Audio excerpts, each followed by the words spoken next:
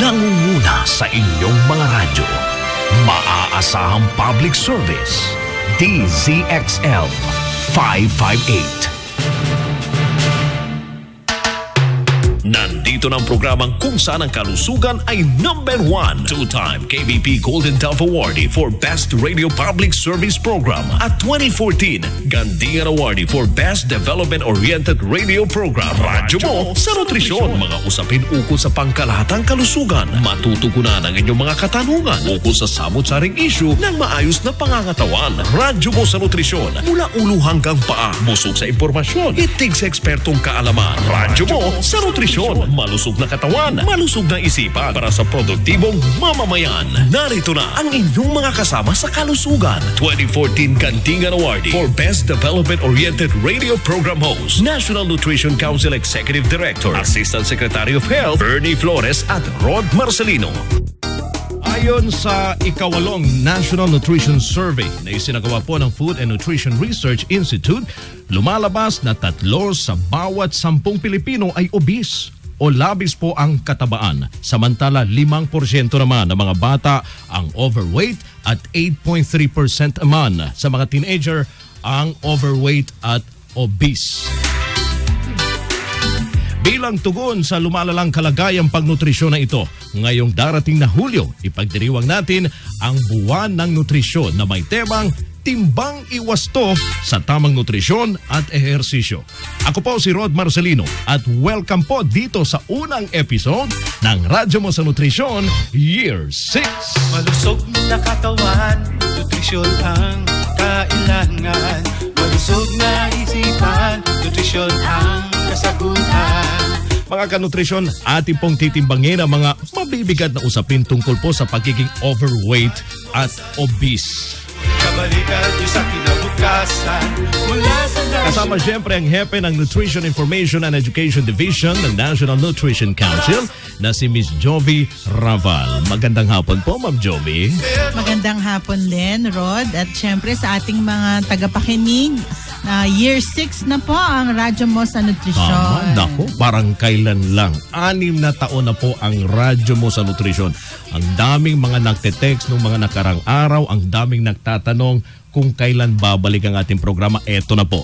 Oo, at syempre, mas pinapaganda pa natin lalo ang Radyo Mo sa Nutrisyon dahil may good news ako sa iyo, Rod. Naku mo, good news. Yes. Unang salbo sa 6 na taon, good news kaagad. Yes, of course. Babalita ko lang na ang National Nutrition Council ay ISO certified na. Wow! Congratulations, NNC. Yes. So certified ibig sabihin ISO. nun, yung mga proseso ng NNC ay dekalidad na. Ibig sabihin nun naka-international standards na ang quality ng serbisyo ng NNC. Congratulations sa bumubuo po ng National Nutrition Council at syempre sa ating ninang sa nutrition kay Asik Bernie Flores. Ma'am Bernie, congratulations. Ma'am Jovi, congratulations po at sa lahat po ng mga kasama natin from National Nutrition Council. Okay, salamat. At happy anniversary din, Mama. Yes, 41st anniversary din ng NNC last Thursday, June 25. 41 years na po ang NNC. At syempre, malapit na rin ang selebrasyon ng Nutrition Month. Kaya pag-usapan natin itong tema ng Nutrition Month ngayong July, Ma'am Jovi. Timbang Iwasto sa tamang nutrisyon at ehersisyo. Bakit nga po ba, Ma'am? Ito yung napiling tema ng National Nutrition Council para sa taong ito. Kasi nga Rod, dun nga sa introduction mo nabanggit mo na isa sa bawat 3 ay either overweight or obese. Ibig sabihin nun, marami na sa ating mga kababaeng Pilipino ang labis-labis na sa timbang. So kailangan pagtuunan ng pansin naman ito kasi kadalasan ang binibigyan natin pansin ay yung kulang sa timbang. Opo.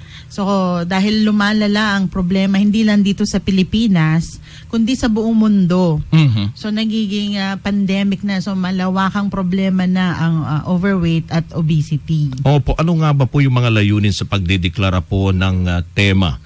Especially itong tema sa taong ito sa selebrasyon ng Nutrition Month. Oo.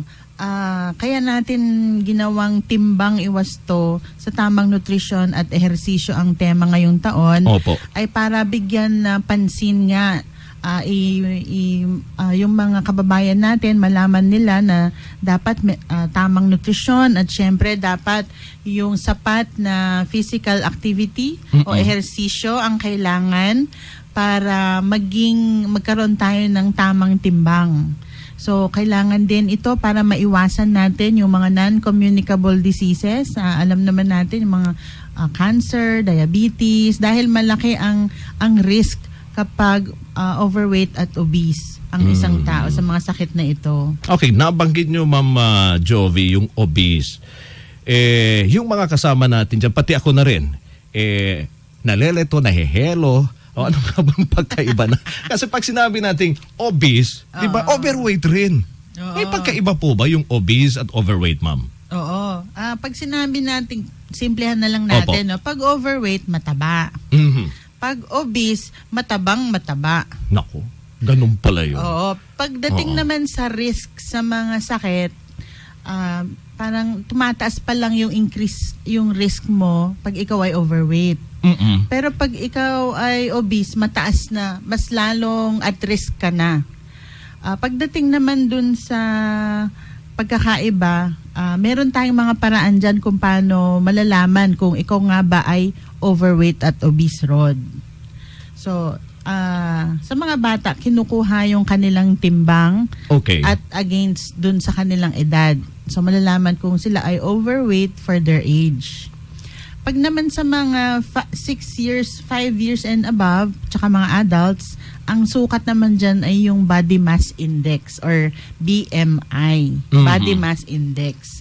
So kung may body mass index ka na 18.5 to 24.9, yun ay normal. Pag 25 to 29.9, overweight yun.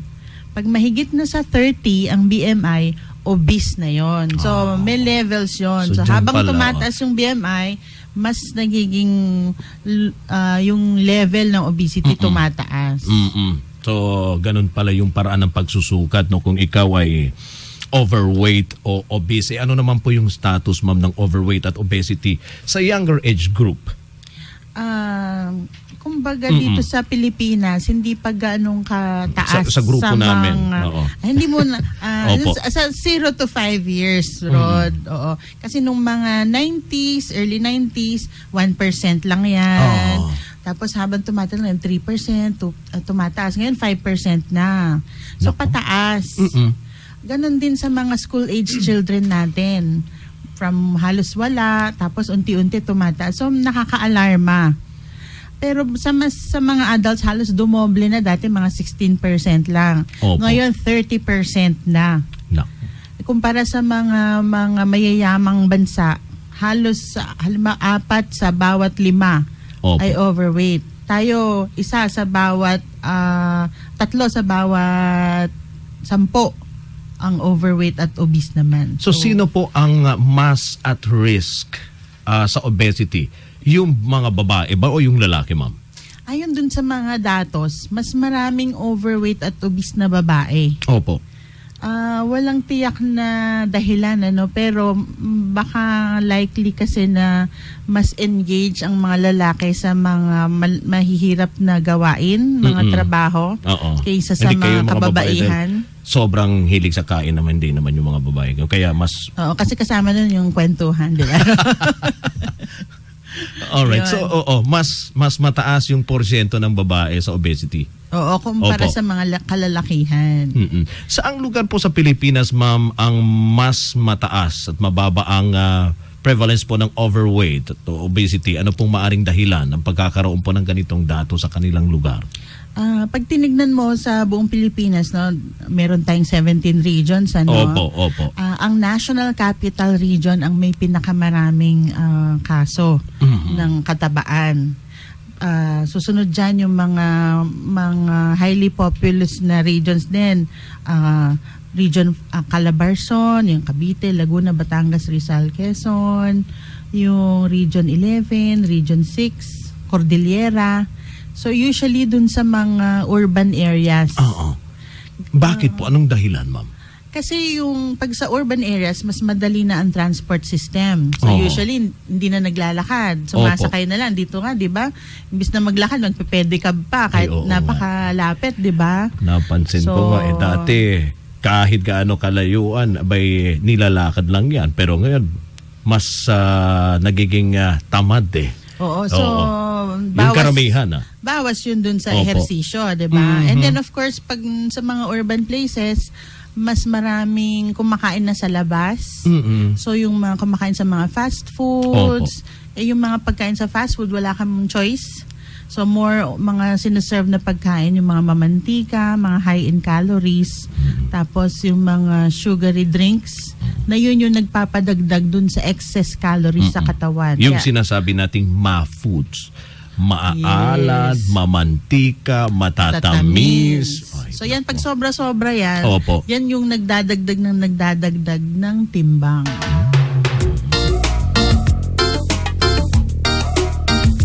Ayon sa World Health Organization, panglima ang pagiging overweight at obese sa mga pangunahing sanhi ng kamatayan sa buong mundo. Halos 3 milyong adults ang namamatay sa buong mundo taon-taon dahil sa mga sakit na dulot ng labis na timbang at katabaan.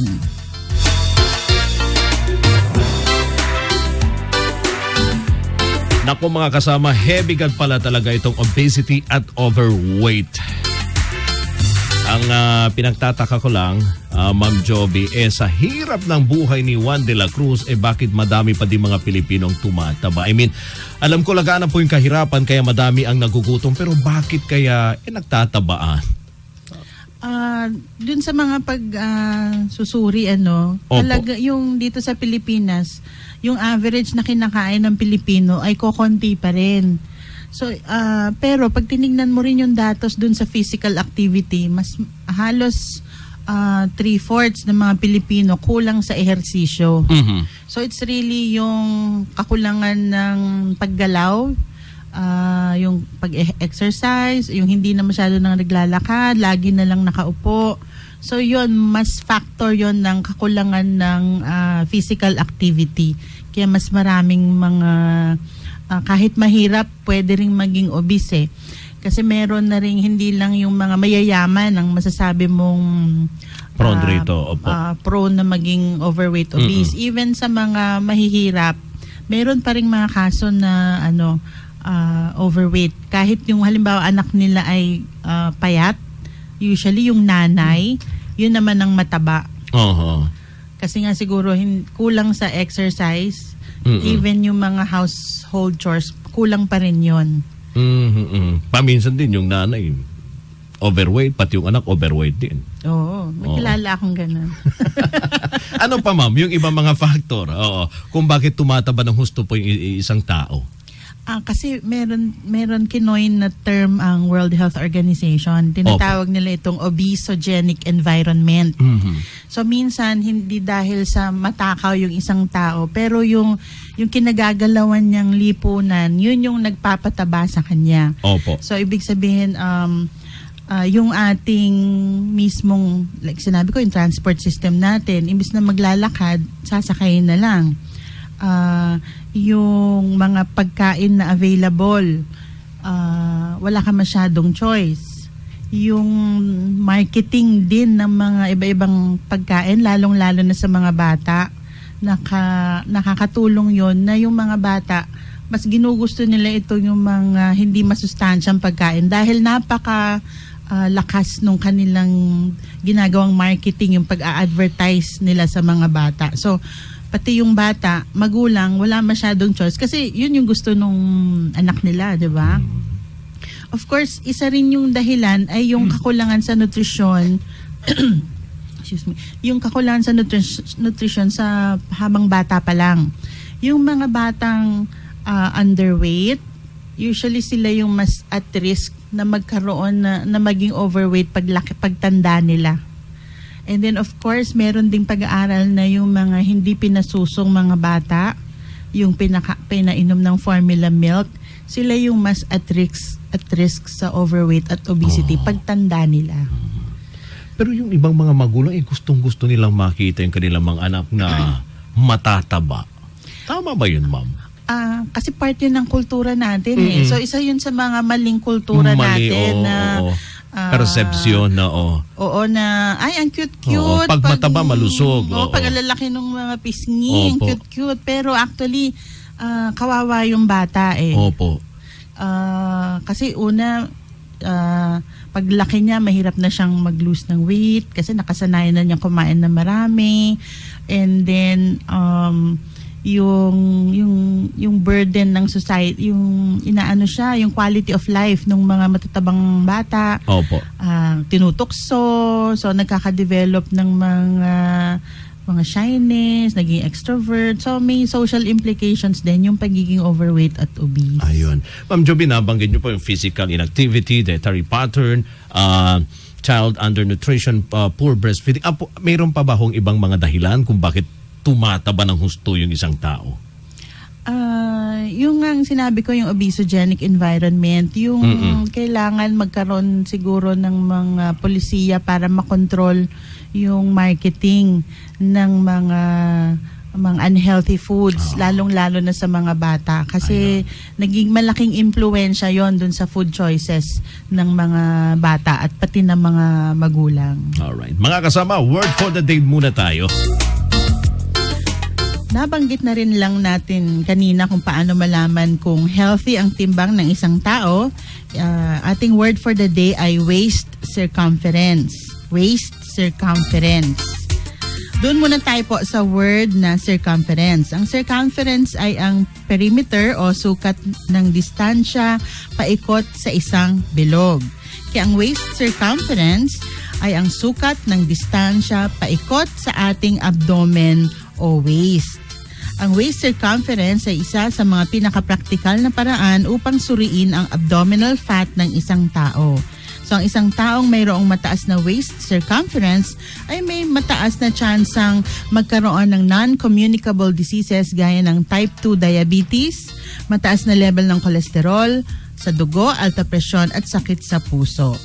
Ayon na rin, Rod, sa World Health Organization, masasabing may mataas na waist circumference ang isang babae kung ito ay higit sa 88 centimeters at mahigit sa 102 centimeters naman para sa mga lalaki. Maaari mong sukatin ang iyong waist circumference sa pamamagitan ng tape measure o medida. Para sa tamang pagsukat ng waist, hanapin ang gitna ng pinakahuling buto ng tadyang at ang ibabaw na buto ng balakang. Kapag nakita na ang gitna, ang bahagi ay ipaikot sa tapat nito ang tape measure. Tiyakin lang, Rod, na nakalapat ng husto ang tape measure at nakarelax ang tiyan. Hindi yung niipit. Dapat nakarelax ang tiyan. Oo, minsan iniipit nandadaya. Hindi ay nang huminga. Yan po mga kanutrisyon. Nako, kuha na po ng medida at umpisahan na ang pagsukat ng waist circumference ninyo.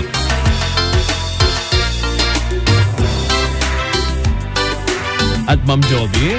Tandaan po natin, mainam na below 88 centimeters or 34 inches sa mga babae at below 102 centimeters o about 40 inches naman sa mga lalaki para makaiwas sa non-communicable diseases. Salamat po Ma'am Joby sa ating word for the day. Doon naman sa mga nais pong itanong tungkol po sa ating pagsa ngayong hapon. Maaari po kayong mag-text sa 0921-431-1044. Yan po para sa mga gumagamit po ng Smart 0927-650-6795 para sa Globe subscribers at para naman sa Sun subscribers 0942-570-0106. O di kayo tumawag po kayo mga kanutrisyon sa aming landline sa 882-2374. Pwede rin po kayong mapakinggan muli at mapanood ang ating episode ngayon at yung mga nakaraan sa internet. Puntahan nyo lamang po ang Radyo Mo sa Nutrisyon channel sa youtube.com/Radyo Mo sa Nutrisyon. Year 6, one word lamang po mga kanutrisyon. Yung Radyo Mo sa Nutrisyon, Year 6. Dalawang versions po ang mapapanood nyo sa YouTube. Ang una po ay available agad pagkatapos ng programa at ang ikalawang version po ay HD or high definition na mapapanood nyo simula sa alas 6 ng gabi sa YouTube. At pwede nyo rin po kaming bisitahin sa Facebook. Hanapin nyo lamang ang Radyo Mo sa Nutrisyon. One word po iyon mga suki. Mapapanood nyo rin po kami in high definition sa Ustream DZXL Online TV.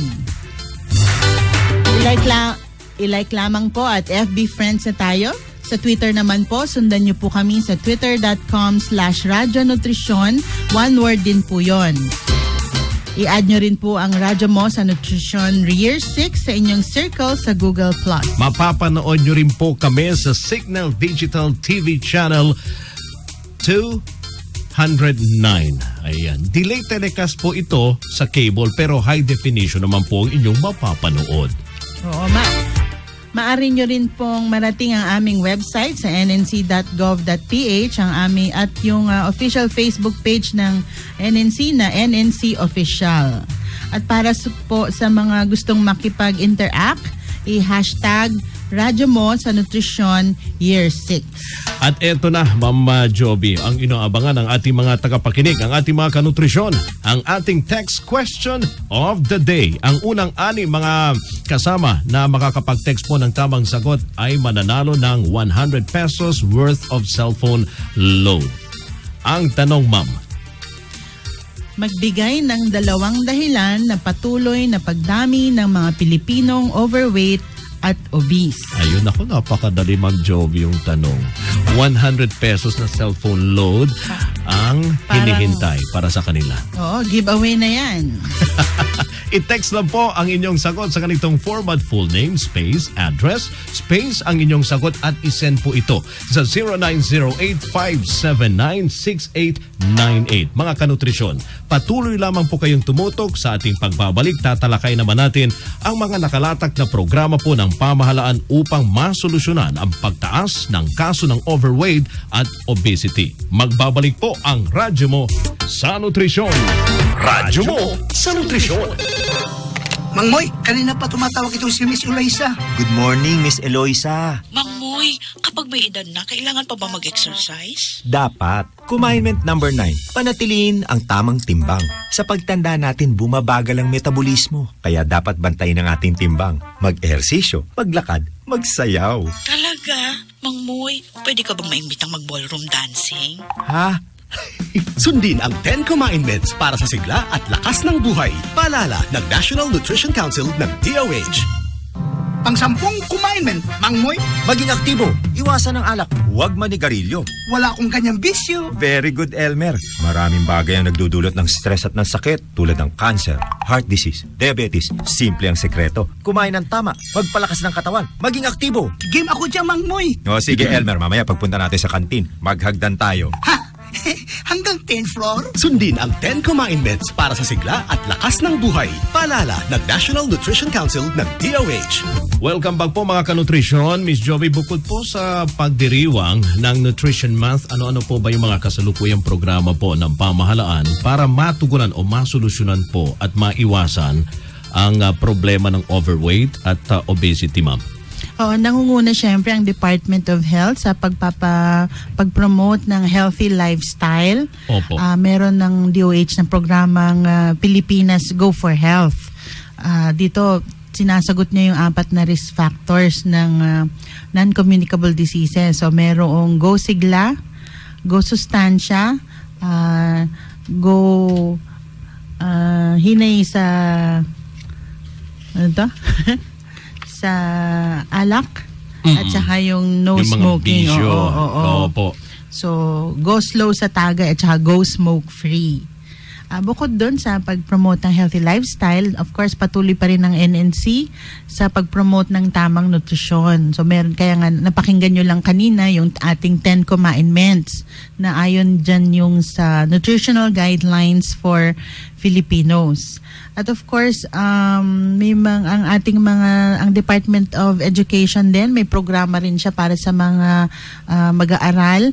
Meron din silang polisiya na dapat healthy foods lang ang i-serve sa mga school canteens at hindi pa rin nawawala yung physical education at physical activity sa mga paaralan. So, meron din mga ahensyang nagkakaroon ng mga wellness programs. Opo. Meron ding policy ang halimbawa within the government, yung Civil Service Commission na dapat maglaan ng 1 oras kada araw para makapag-ehersisyo. Yung mga Zumba. Oo. Kaya lang minsan hindi nagagawa. Mahirap talaga masustain yung mga exercise. Isa yan sa mga challenges actually. Balikan natin, ma'am, yung celebration ng Nutrition Month. Ano-ano po yung mga magiging activities, ma'am, ng National Nutrition Council ngayong Hulyo in connection sa celebration ng Nutrition Month? Oo, Rod. Salamat, Rod, ha. So, July 1, umpisa ng Nutrition Month, magkakaroon ng Nutrition Month launch sa isang hotel dito sa Metro Manila. Dito mag-share tayo ng mga good practices sa pagtugon ng overweight at obesity.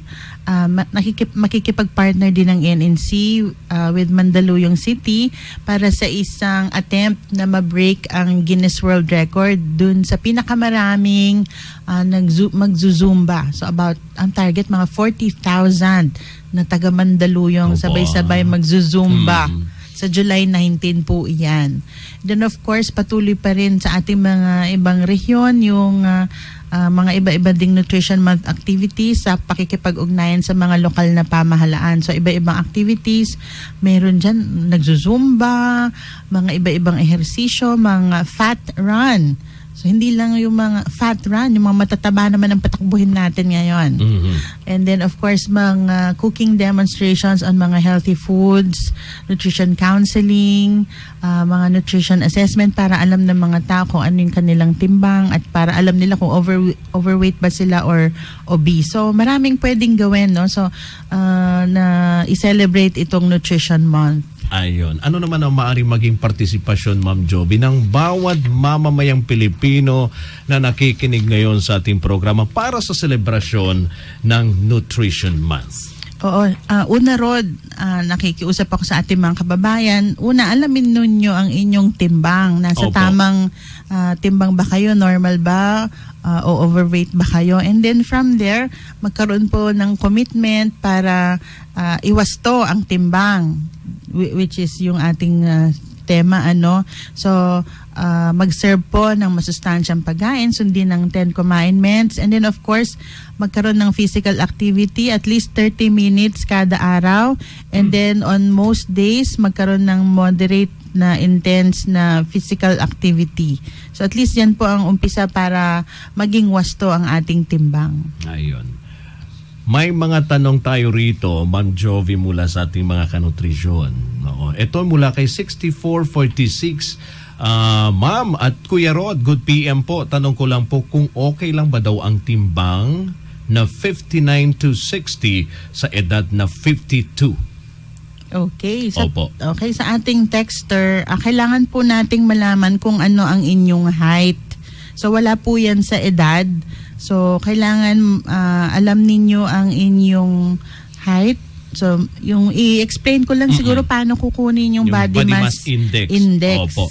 So, simple lang yan, ano. Meron tayong formula para sa BMI. Ito ang inyong weight in kilograms.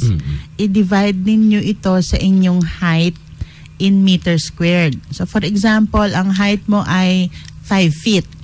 So, kukunin mo, 5 feet is equal to 60 inches. I-multiply mo yun ng 2.54 para makuha mo yung centimeters. So, ang katumbas niyan ay 1.52 meters. Tapos yung, so i-square mo yan, meaning 1.52 times 1.52, may makukuha kang number, and then, yung weight mo, i-divide mo doon. Ang lalabas doon is 21.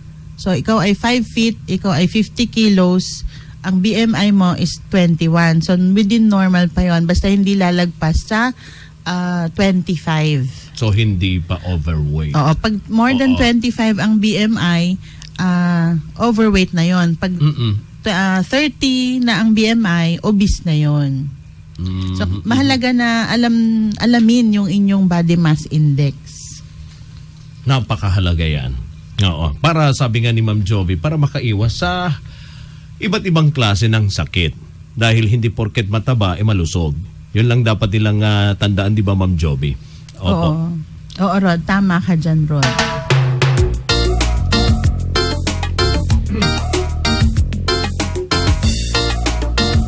Rod, siguro hanggang dito na lang muna ang pagsagot natin ng mga text questions. Kailangan na nating mag-recap. Isa sa mga malaking suliranin na pangkalusugan sa ating bansa ngayon ang pagtaas ng bilang ng mga overweight at obese, maging bata man o matatanda.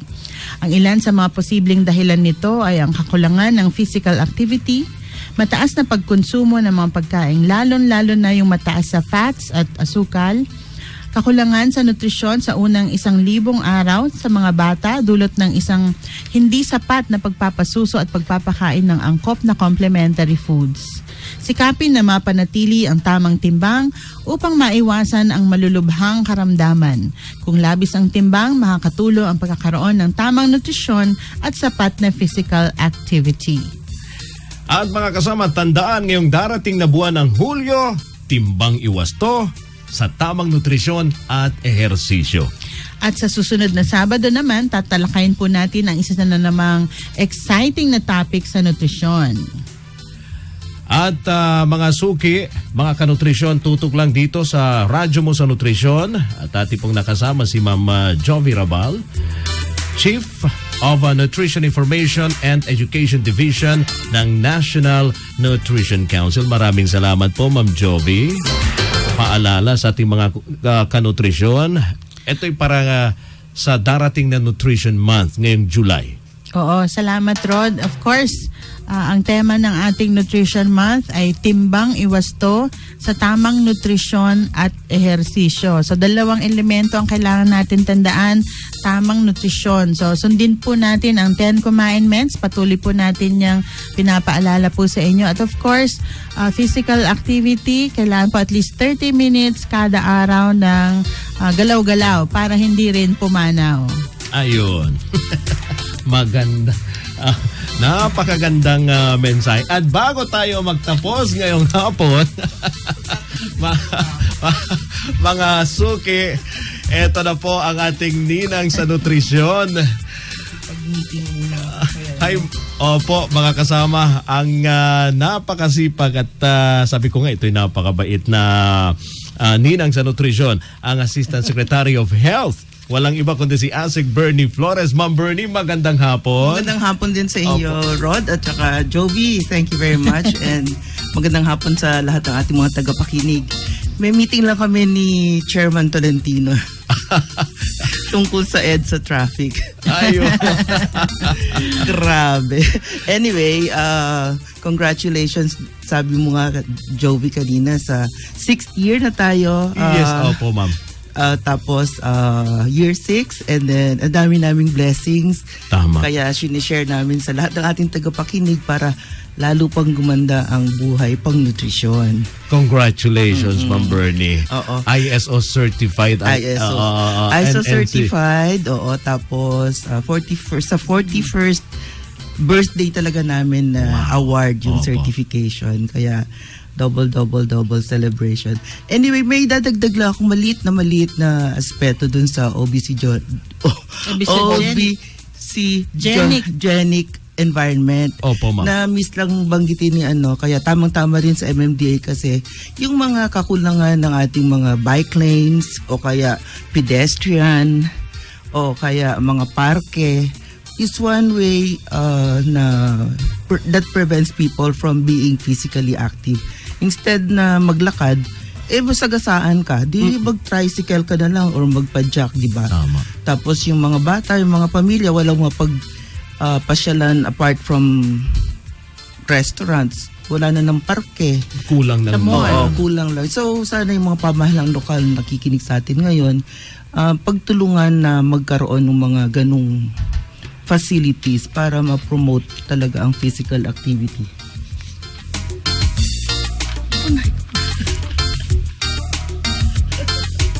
Alright, samantala mga kasama, eto na po ang 6 na nanalo ng tig-100 pisong cellphone load. Ang mag-a-announce rito walang iba kundi ang ating ninang sa nutrisyon. Alright. Ang 6 na winners na sumagot po ng tama sa ating tanong kanina na magbigay ng 2 dahilan ng patuloy na pagdami po ng mga Pilipinong overweight o obese. Yung mataba at matabang mataba. Ayun. Opo. At ang mga sagot ay lack of physical activity, obesogenic environment, child undernutrition, poor breastfeeding, dietary pattern, marketing of unhealthy foods, especially to children. Unang winner ay si Mary Jane Gilan ng Barangay Tinejeros, Malabon City, malapit lang. Okay, ang pangalawang winner, si Joven Mora ng Barangay Signal Village, Taguig City. Ang pangatlo naman ay taga Barangay Carmen ng Cagayan de Oro City ng Mindanao, si Rose Abad. Ang pang-apat ay si Adora Alnora Erwin Angeles ng Tondo, Manila. Si Rodel Peña Verde ang pang-5 sa taga Barangay Kamuhagi ng Gumaca, Quezon. At si Richard Balico ng San Jose City, Nueva Ecija ang pang-6 nating winners. So maraming salamat sa inyong paglahok at congratulations sa inyong lahat. At huwag po kayong mag-aalala mga kanutrisyon, marami pa rin kayong kung kayo pwede ho ay may pwede pa rin silang mag-text kung kayo ho ay may mga tanong. Correct. Opo, tungkol po sa ating topic ngayon, ang kailangan nyo lang pong gawin, ipadala po ito sa 0908-579-6898. At kahit wala na po tayo sa ere po, ASEC, no? Ito ay sasagutin ng ating resource person ngayong hapon. At the same time, siya rin po nag-anchor. Oo, si Miss Jovi Rabal. Sa tulong ng ating production team. Dahil po yan ang patuloy na serbisyo publiko ng Radyo Mo sa Nutrisyon. Muli po tayo magsasalo-salo sa iisa na namang malusog na talakayan sa susunod na Sabado sa ganap na 12:30 ng tanghali dito sa Radyo Mo sa Nutrisyon, DZXL 558. Tandaan, dito po sa Radyo Mo sa Nutrisyon, abay bubusugin namin kayo sa impormasyon. At sisiksikin namin kayo ng mga tip tungkol sa tamang nutrisyon. At tutulungan namin kayong iwaksi ang mga maling gawain kumukontra po sa mabuting kalusugan. Wastong nutrisyon, impormasyon. Solusyon, positibong aksyon. Tandaan lamang po, malusog na katawan, malusog na isipan para sa malusog na mamamayan. Ako pang inyong lingkod, Health Assistant Secretary and Executive Director ng National Nutrition Council, Bernie Flores. At ako naman po si Rod Marcelino, Ma'am Jovi. At ako rin, si Jovi Rabal. Kami po, maraming salamat, Jovi. Maraming salamat po, Ma'am Jovi. Kami po inyong kabalikan sa kalusugan at wastong nutrisyon. Sabay-sabay tayo mga kanutrisyon dito sa Radyo Mo sa Nutrisyon. Malusog na katawan, nutrisyon ang kailangan. Ang programang ito ay inihatid sa inyo ng National Nutrition Council. Radyo Mo sa Nutrisyon. Malusog na isipan, nutrisyon ang kasagutan. Para sa malusog na mamamayan, wastong nutrisyon ang katuparan. Radyo Mo sa Nutrisyon, kabalikan niyo sa kinabukasan. Mula sa National Nutrition Council, tamang impormasyon para sa wastong nutrisyon. Mula sa mga ekspertong may usong pagkalinga. Sa iyo, sa akin lahat. Radyo Mo sa Nutrisyon, kabalikan nyo sa kinabukasan.